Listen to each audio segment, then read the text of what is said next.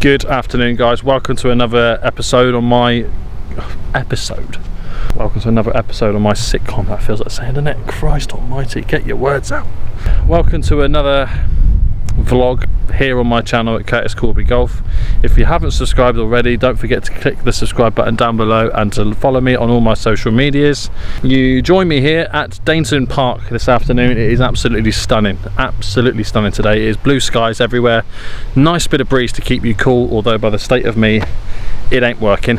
I'm here to discuss with you guys a topic that I've kind of been thinking recently as I've just kind of come into the market with these two. I put it on social media at the start of the week.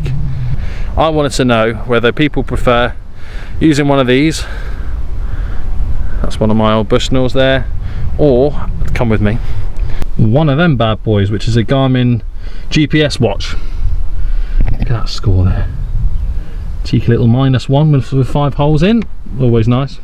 So yeah, I put that on my Twitter and Instagram just to get you guys involved and have a little bit of a discussion of which you guys think is best. It is quite a mixed response. So you are joining me in the buggy for a discussion, and just a little disclaimer, this video and this idea of sat in the buggy talking I've had no influence from any other channel at all to do this, because no one else does it.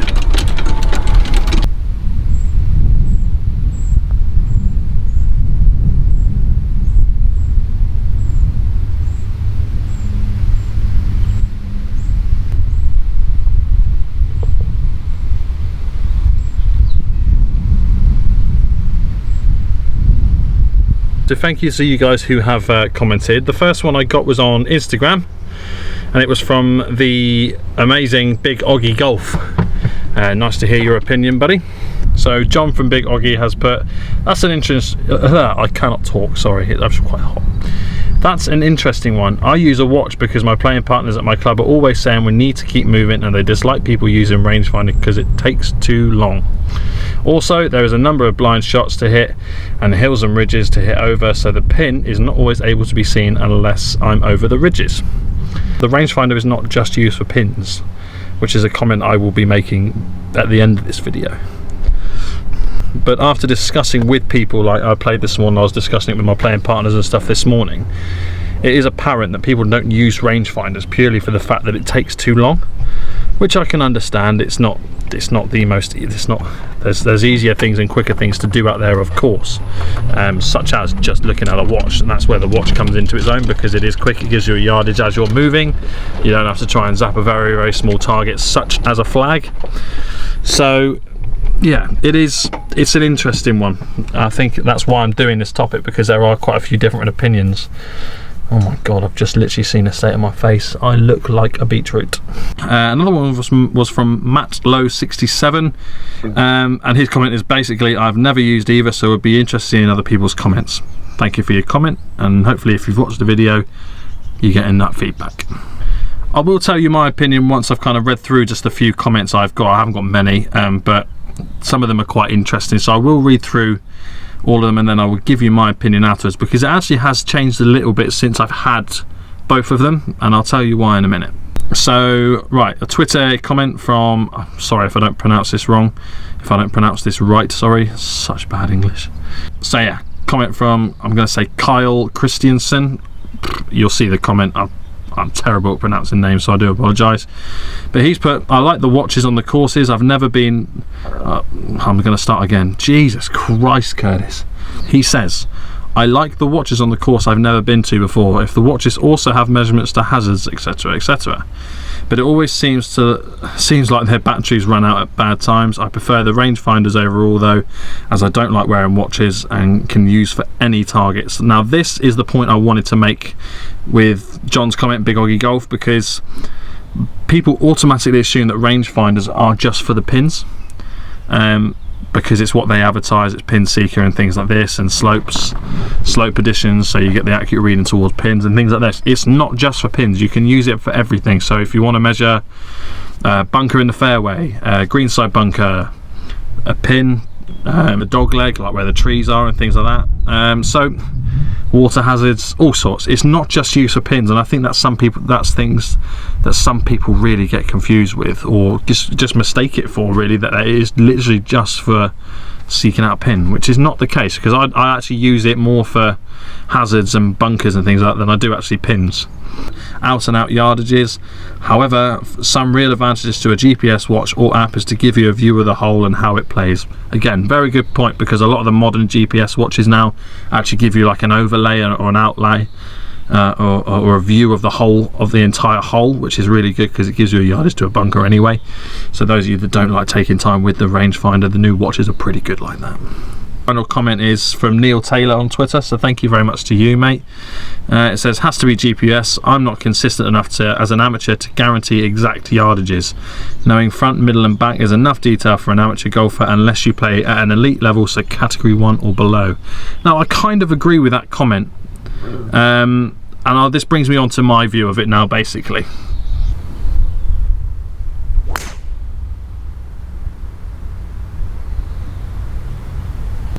In the bunker, get in there. So here we are, prime example. I'm in a fairway bunker. It's the 7th hole. My GPS is telling me it is 125 to the middle, 108 to the front, 141 to the back. Now, with Dainton Park's flag system, it makes it a little bit easier to kind of guess a yardage. The pin is at the front because it's a red flag, so I need to be kind of roughly looking around the kind of 110 mark. What I've been doing recently, and what I did this morning in my competition at Stover, was I used both. So just to kind of give me a bit more confidence, it doesn't take that much time because the watch is there, it tells you it's instant yardage. It takes no longer than what it normally would if I just used my rangefinder. So I'll zap the flag after I've got the yardage of front, middle and back, and it gives me a solid number to go at. Like one of the comments was, he believes it's for kind of category 1 or elite players. I don't look at a flag to play at yardage. Before I had the rangefinder, I was just looking at so I knew where the flag was. I kind of gauged markers as to where the middle of the pin was. So if there was a pin middle and I was by a 150 marker, I wouldn't zap it because the marker's 150 to the middle, you know. So it is handy to obviously know the yardages you're hitting, and obviously I know I've done my gapping, so I know what yardages go, or I know what clubs go what yardages. So yeah, I am at an advantage with the rangefinder because I can hit relatively close to that number, whereas the higher handicaps may not. But there is a pattern. I think generally the higher handicap golfer will have a GPS, because although the information is more, there is more information, it's a lot easier to process rather than just having a yardage and then having to guess a club a bit more. For me, again, depending on pin placements, it varies what club I'm going to take. So if there's a pin at the back, I'll obviously look at how far it is over the back on my GPS. Like I did this morning, I had a pin at the back. It was about 165 to the back of the green, so I took a 9-iron because I knew I wouldn't go long. So there's elements such as that although I zapped the flag at something like 155, which is pretty much a bang on 8-iron for me, like a smooth 8 I guess, if I go long I can hit an 8-iron 165 quite comfortably carrying it. So if I'm carrying at the back of the green, that's always going to go off. So taking an iron, I ended up being just on the in between the middle and the front, gave myself a 2-putt, walked away with a par. So I mean, there's cases for both, but I'm using both. I actually think having both with me is a really good tool, because I can use the rangefinder for bunkers. In hindsight, not done the best job there, but use for bunkers, and then use the GPS for kind of on the greens. I think that's a really good idea. So I know they're expensive. I was fortunate, I got the GPS for my birthday, which was last week, by the way, and I must admit, when I first got it I thought I'm not going to use it, but now I'm actually using it. It's really helpful. I'm really confident when I step up to a ball that it is the right club, it is the right yardage I'm hitting, and that makes all the difference to your golf game. So yeah, I'm going to hit the fairway bunker now because I'm just talking rubbish. So like I've just said to you, my GPS is telling me 125 is long. It's playing uphill. I'm out of a bunker. I'm going to go with a pitching wedge because it's only 103 yards to the front of the green. That pin is at the front and I've got my pitching wedge. That should be more than enough to get there, but not enough to go long, hopefully.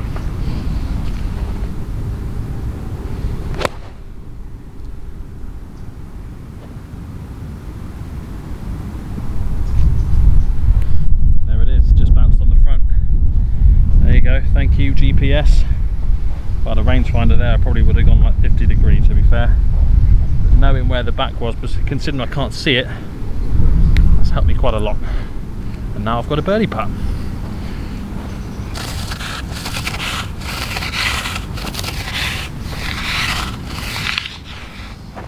Always rake your bunkers, you never know who is watching. I got in trouble for that years ago when I was kind of first starting. I thought, oh, it's too hot, I can't be asked to rake it. And who was behind me? The greenkeeper on his day off gave me an absolute rollicking. Cheers then. Yeah, always do it from now on. Have a quick look. Oh, it's a birdie putt. Told you, GPS works. Who needs Bushnell rangefinders?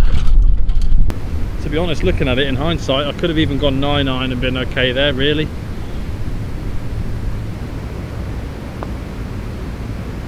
Stayed straight. Good putt, Ellis. Terrible read.